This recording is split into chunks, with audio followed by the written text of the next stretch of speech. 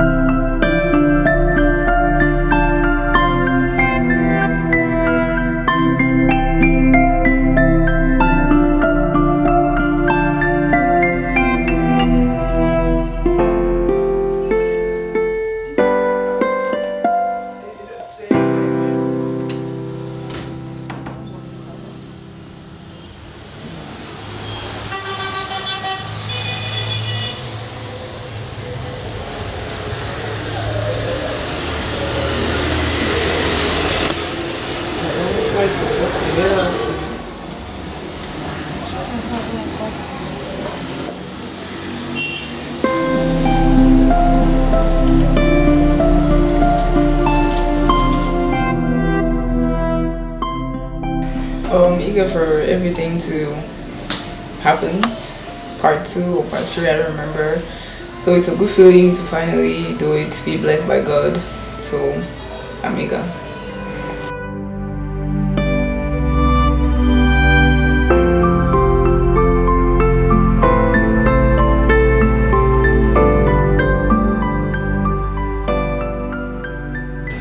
Everyone to be happy, for us to be happy.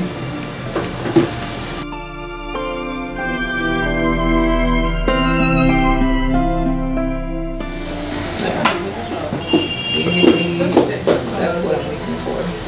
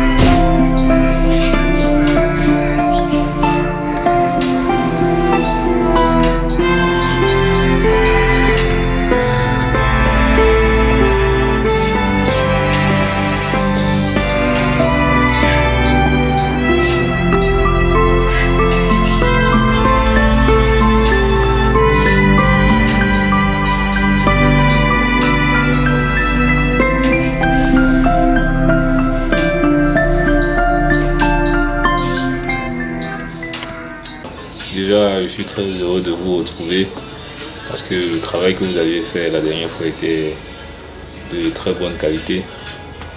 Et aussi, cet événement d'aujourd'hui, c'est une continuité. Et si je peux dire une chose, c'est que l'amour est seulement allé grandissant entre la dernière fois qui était la cérémonie civile et aujourd'hui qui est celle de l'église. Donc je suis assez enthousiaste et voilà, j'espère que nous aurons la présence de nos proches pour pouvoir célébrer ce beau moment avec nous.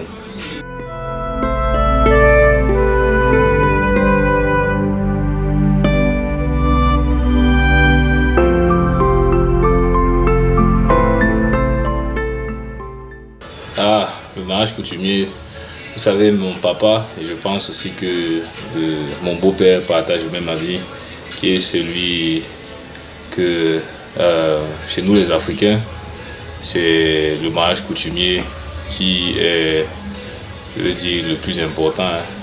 Donc voilà quoi. Donc parce que là vous remettez votre union entre les mains des ancêtres et nous sommes des Africains. C'est vrai qu'on va toujours faire honneur à la culture chrétienne parce que nous sommes aussi des chrétiens, mais la réalité est que l'homme n'est rien sans sa culture. Donc c'est quelque chose de très important pour moi et j'espère pouvoir faire bonne figure et ma famille aussi parce que c'est quelque chose de nouveau que je vais découvrir demain. Donc je suis aussi excité et enthousiaste pour cet événement.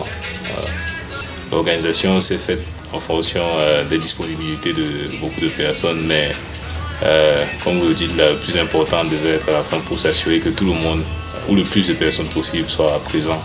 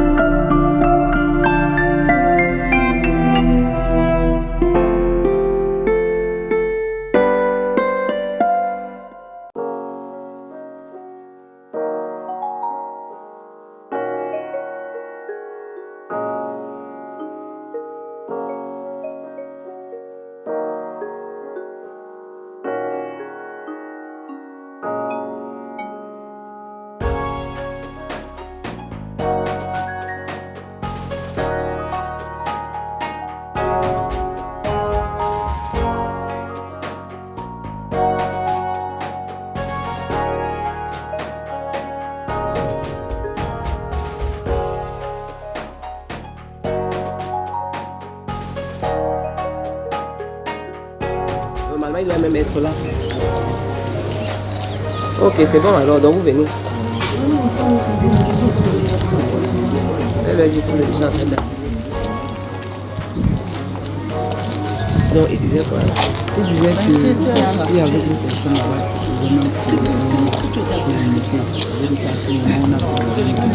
moi dehors.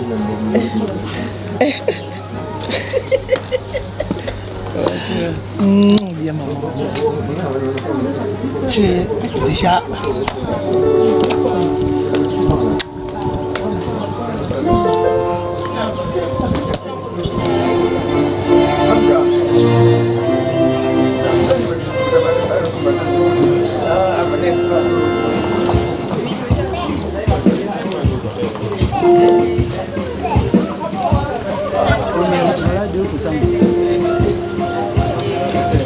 J'ai pu faire comme ça.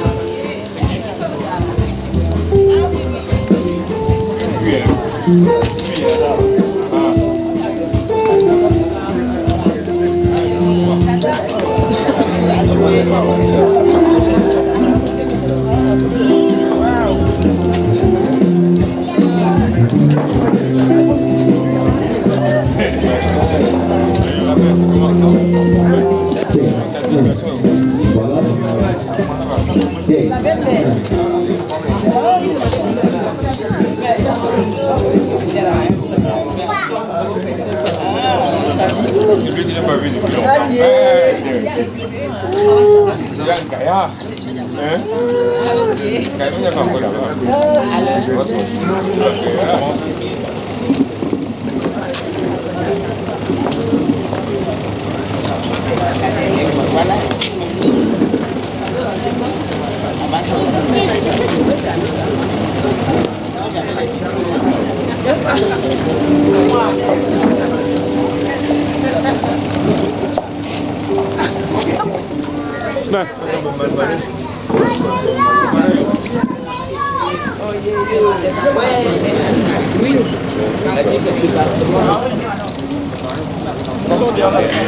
Non, le père va venir la donner.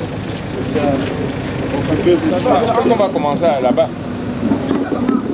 C'est pourquoi on a ça? Oui.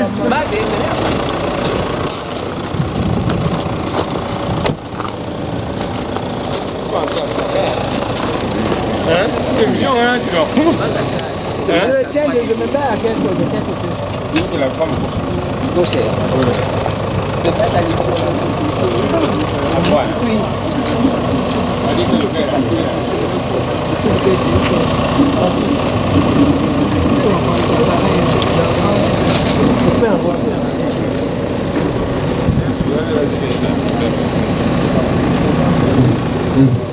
Et on amène Sonia en dedans. Qui sortait de la voiture? C'est la mariée sortait aussi de la voiture.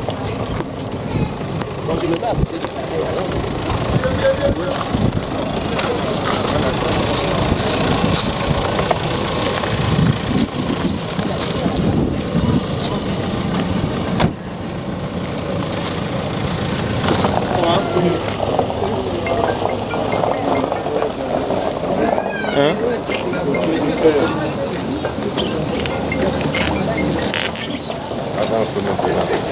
Le père vient. Le père à côté ici maintenant. Et les témoins derrière. Les marins derrière. Arrêtez-vous. Si vous voulez aussi. Comment? Si vous voulez aussi. Comment il y a un micro, les gens Micro.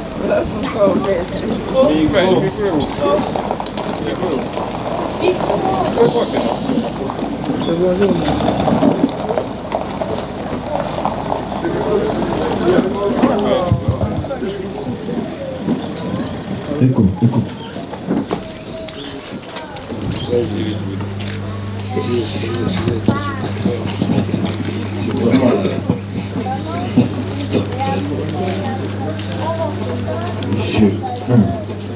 Au nom du Père et du Fils et du Saint-Esprit, le Seigneur soit avec vous. et avec votre esprit. Francis et Sonia, soyez les bienvenus, vous et tous vos amis, vos parents aussi. L'Église accueille de tout son cœur votre amour.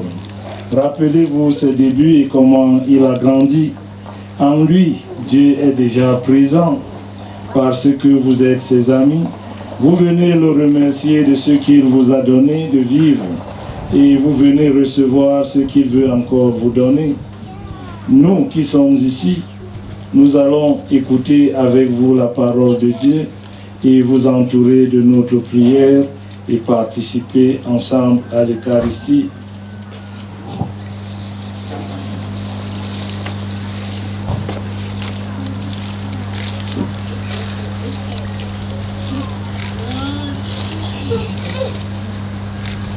Bienvenue, bon courage. Merci. Chorale.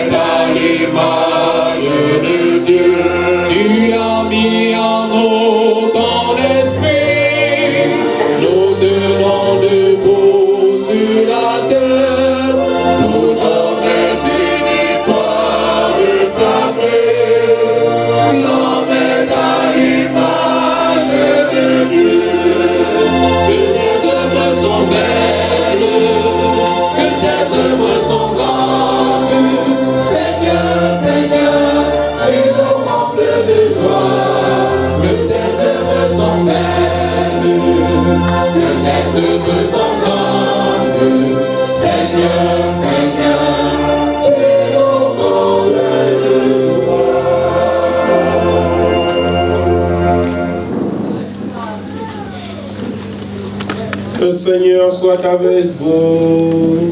Et avec votre esprit. Mes frères et sœurs bien-aimés, nous voici rassemblés dans la maison de Dieu autour de Francis et Sonia qui vont aujourd'hui fonder leur foyer.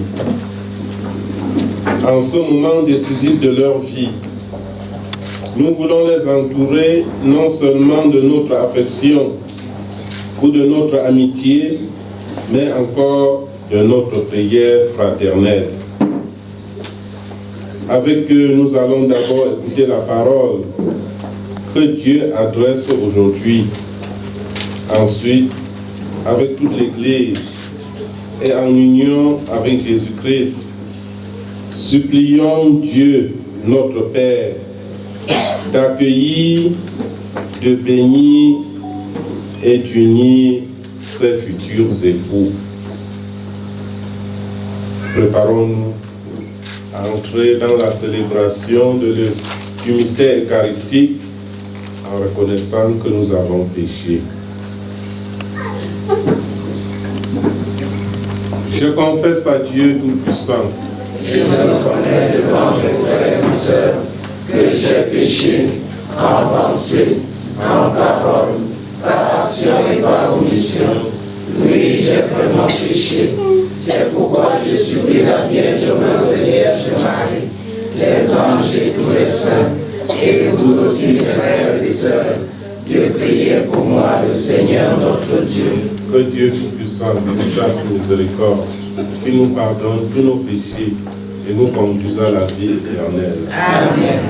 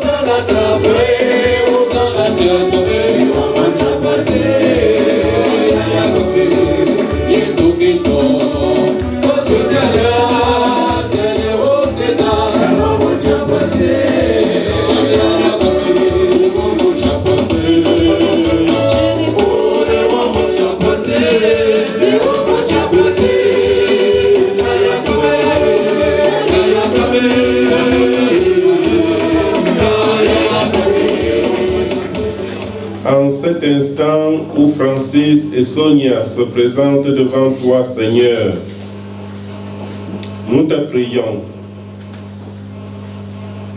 Leurs cœurs sont déjà remplis d'amour l'un pour l'autre, mais ils veulent se confier à cet amour et te demander de le consacrer. Sois la source même de la parole qu'ils vont se donner en ta présence et qu'ils auront à garder tout au long de leur vie. Donne-leur de ta fidélité, que leur union s'en trouve toujours affermie. Donne-leur de ton propre amour, que leur amour en soit toujours nouveau. Par Jésus-Christ, ton Fils, notre Seigneur et notre Dieu, qui vient régner avec toi et le Saint-Esprit, maintenant et pour les siècles des siècles. Amen.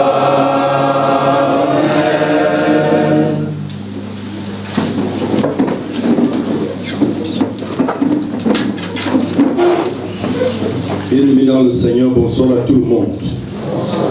Je voudrais vous inviter à vous donner une poignée de main fraternelle et que chacun dise à son voisin: je suis content de voir Francis et Sonia ensemble. Avec un gros sourire.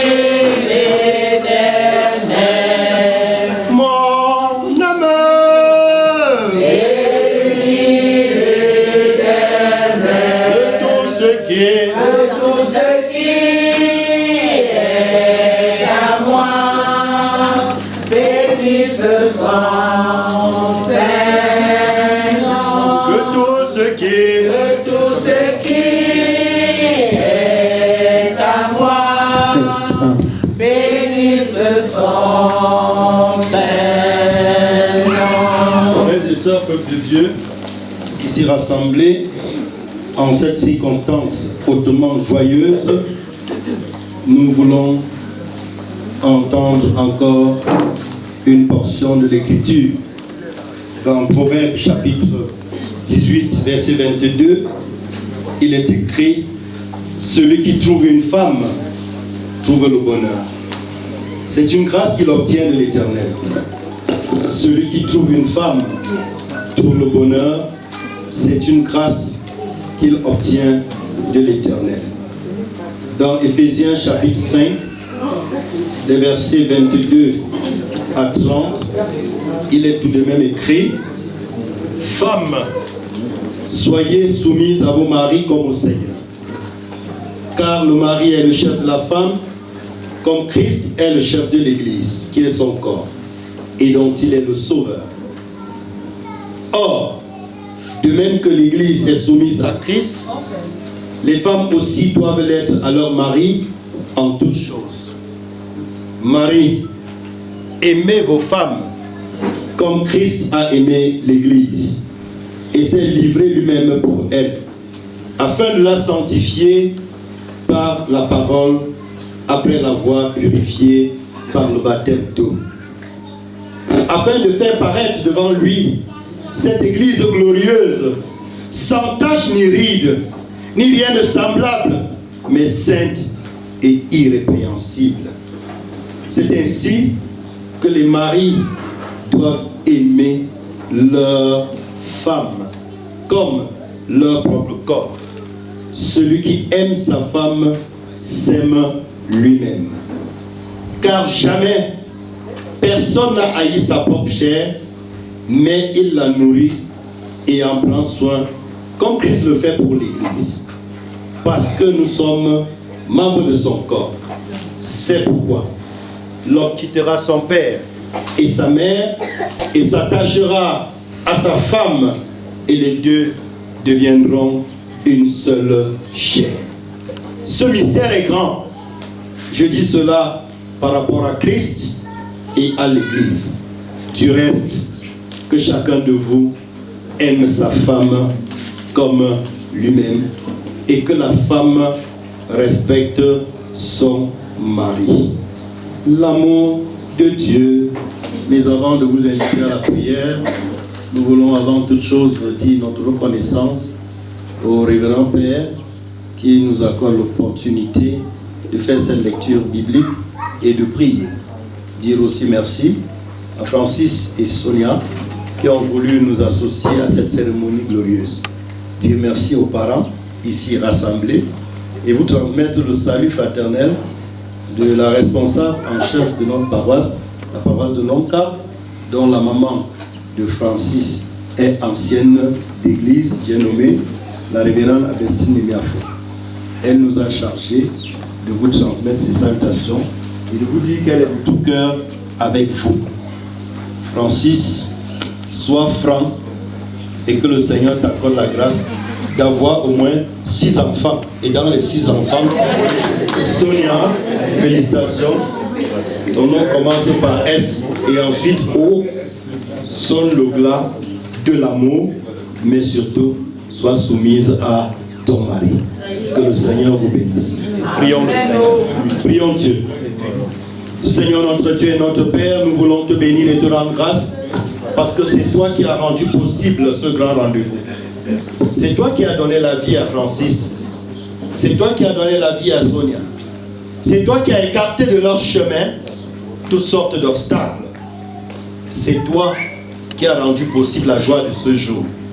En ce jour béni, où tes enfants viennent unir devant toi leur existence, c'est de toi que nous attendons toutes sortes de bénédictions.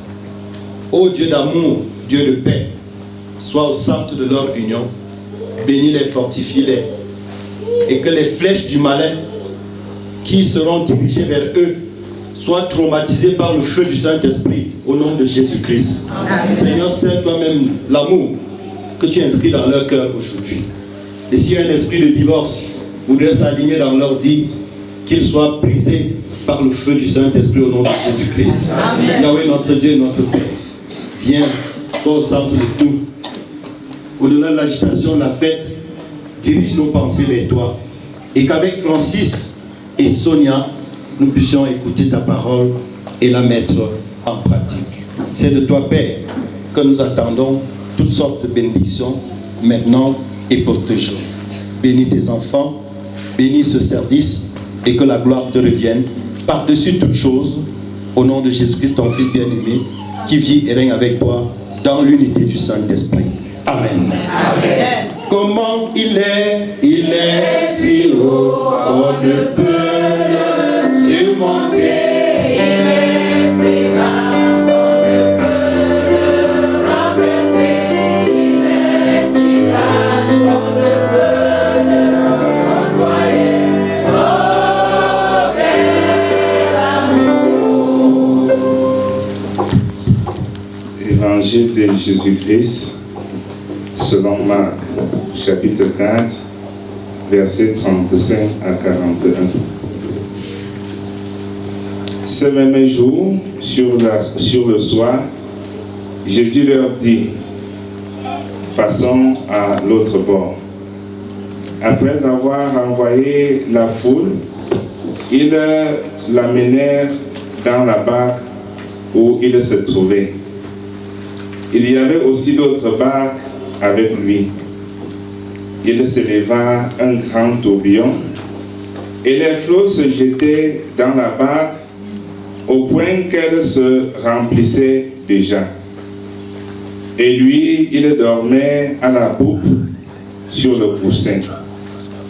Ils le réveillèrent et lui dirent, « Maître, ne t'inquiètes-tu pas de ce que nous périssons ?» S'étant réveillé, il menaça le vent et dit à la mer, « Silence, tais-toi !» Et le vent cessa, et il y eut un grand calme. Puis il leur dit, « Pourquoi avez-vous ainsi peur? Comment n'avez-vous point de foi ?» Ils furent saisis d'une grande frayeur, et ils se dirent les uns aux autres, « Qu'est-ce qui nous arrive? » Quel est donc celui-ci à qui obéissent même le vent et la mer? Seigneur, ta parole est la vérité. Sanctifie-nous par cette vérité. Amen. Amen.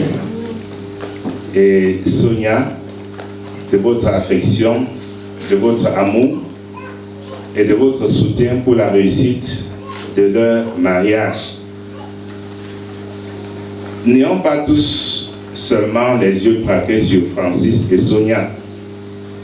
Ayons aussi l'attention braquée vers nous-mêmes pour faire l'évaluation de notre propre mariage. C'est l'occasion aussi pour les vieux mariés de réchauffer leur union et de faire un bilan à mi-parcours. C'est aussi l'occasion pour les futurs mariés de créer la vocation. Un mariage peut créer un autre mariage. Le mariage est la volonté de deux âmes éprises d'amour de se mettre ensemble pour toujours. Le début est là devant nous, très romantique, très festif, mais qui sait la fin. L'évangile de Jésus-Christ, selon Marc, nous présente ce soir l'invitation qu'adresse Jésus-Christ à ses disciples pour une nouvelle expérience similaire à celle qu'offrent ce jour Sonia et Francis. Passons à l'autre bord. En effet, il y eut un soir à l'issue d'une mission préliminaire que Jésus-Christ proposa à ses disciples la traversée du lac de Tibériade. Pour un repos bien mérité, auraient pu penser les disciples. Et voilà que pendant la traversée, qu'un ouragan prit effet et chavira la barque où dormait Jésus à la poupe. Les disciples prirent peur et réveillèrent Jésus en ces mots. « Maître, ne t'inquiètes-tu pas de ce que nous périssons? » Oh, que les pauvres disciples n'avaient rien compris du voyage initiatique que voulait les apprendre le maître du maître des maîtres. La vie n'est pas du tout repos. Voilà la première chose que Jésus veut nous enseigner par là. Encore moins le mariage.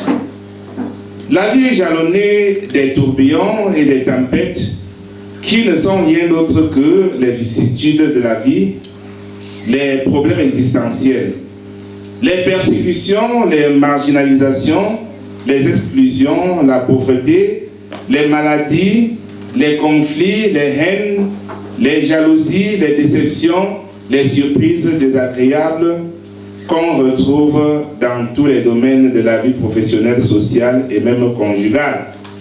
Comme pour dire aux chrétiens que la vie chrétienne n'est pas une balade sentimentale sous un tapis rouge vers un Eldorado. La vie terrestre, même chrétienne, soit-elle, n'est pas un Eldorado chimérique. Le véritable disciple doit apprendre à vivre l'absence apparente du maître. Le maître, certes, est toujours présent dans la barque de votre vie conjugale, mais son sommeil symbolise l'épreuve à laquelle il nous soumet quotidiennement. Sonia et Francis, sachez-le, il y aura des moments où vous serez soumis à des épreuves, des UV que vous allez valider. Et il est question pour nous, devant les situations, de mettre simplement en pratique les fruits de l'esprit, qu'on fait Galates 5, l'amour, la joie, la paix, la patience, la bonté, la bénignité, la fidélité, etc. En éprouvant ses disciples par la tempête, Jésus voudrait leur préparer à vivre en responsable et non plus en garçon à papa ou à fille à maman. Sonia, maman n'est plus là pour que tu pleurniches. Francis, papa n'est plus là pour que tu fasses des clins d'œil pour qu'il te dirige. L'homme quittera son père et sa mère, quittera, s'attachera à sa femme et les deux désormais vont danser leur pas de danse. Alors, chers Sonia, cher Francis, comme les disciples obéissent au Christ, vous avez décidé en ce jour de traverser le lac de Tibériade du mariage. Mais dans quelle barque avez-vous embarqué? Êtes-vous sûr que vous êtes dans la barque de Jésus? Notre texte révèle qu'il y avait à côté de la barque de Jésus plusieurs autres barques qui auraient chaviré à l'issue de l'ouragan.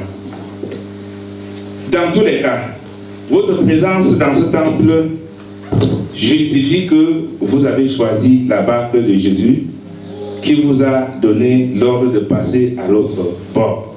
Entouré des prêtres et des pasteurs, des anciens d'église, des choristes et autres, cela rassure que vous êtes dans la barque de Jésus. Mais allez-vous rester dans cette barque? Voilà toutes les preuves. Vous embarquez ainsi pour un voyage initiatique plein de haut et de bas. Des tourbillons, des tempêtes et même des ouragans qui sont des influences auxquelles vous serez soumis. Et on peut les classer en trois, vous me permettez de les citer. Les influences socio-environnementales. Ce sont parfois ces beaux-pères très exigeants et possessifs. Ces belles-mères très envahissantes qui voudraient de loin et parfois de près diriger le foyer de leur fils ou donner des instructions à leurs filles quant à la gestion de leur mariage. Ce seront aussi ces belles sœurs palabreuses qui voient en votre femme une consommatrice inféconde et tant pis pour elle si d'ici peu l'échographie, comme le disait pasteur tout à l'heure, ne révèle pas les jumeaux. Alors elle doit dire pourquoi elle se serait trompée de chemin. Mais sachez que vos regards ne sont pas les regards de Dieu. Ce seront ces oncles et tantes qui vous en voudront de n'avoir plus contribué à la scolarité de vos cousins, aux factures d'électricité, d'eau, leur loyer ou les ordonnances qui parfois sont assez longues, fictives, etc. Ce seront vos voisins et voisines qui vous trouveront désormais très suffisants ou égoïstes. Sa femme l'a charmé, dit-on souvent. Sa femme l'a mis dans la bouteille. Quand ça ne marche pas, on dit, ça c'est qu'il y a des mariages qu'on est allé célébrer. Quand ça marche, on dit qu'ils veulent montrer quoi. Voilà ce que vous serez soumis à cela. Deuxième catégorie, les influences socio-économiques. Ce seront les différentes crises et conjonctures qui peuvent se succéder après le mariage. Inflation. Et qui sait aujourd'hui ce qui nous attend en janvier avec la hausse de ceci, de cela. Ça peut aussi être, nous ne souhaitons pas, soit les virements, soit les pertes d'emploi, ou même des accidents. Nous vivons dans l'avion, on a parlé des épreuves, des maladies de tout genre, des infirmités pouvant appauvrir ou déséquilibrer votre foyer au point que vos rêves de jeunesse deviennent des cauchemars, engendrant même des stress. Mais sachez, Jésus est là, il peut dire silence, arrête, et tout cela pourra s'arrêter. Les autres influences sont d'ordre psycho-sceptique. Là, ce sont les plus graves. Les incompatibilités multiformes engendrées par les découvertes progressives.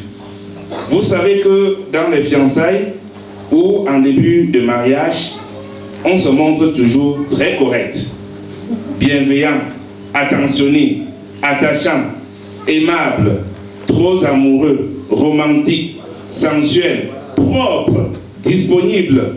Tout est beau et on est aux anges. Mais après des mois et des années, la monotonie s'installe. Le vocabulaire s'épuise. L'inventaire des positions et de ceci ou de cela devient un peu périmé. Les défauts cachés font désormais surface et cachent même les qualités. On voit la même tête tous les jours. On suit les mêmes mots qui petit à petit perdent la tendresse et le charme. Même le sourire devient effroyable. Les câlins finissent par s'évaporer au stade des critiques acerbes.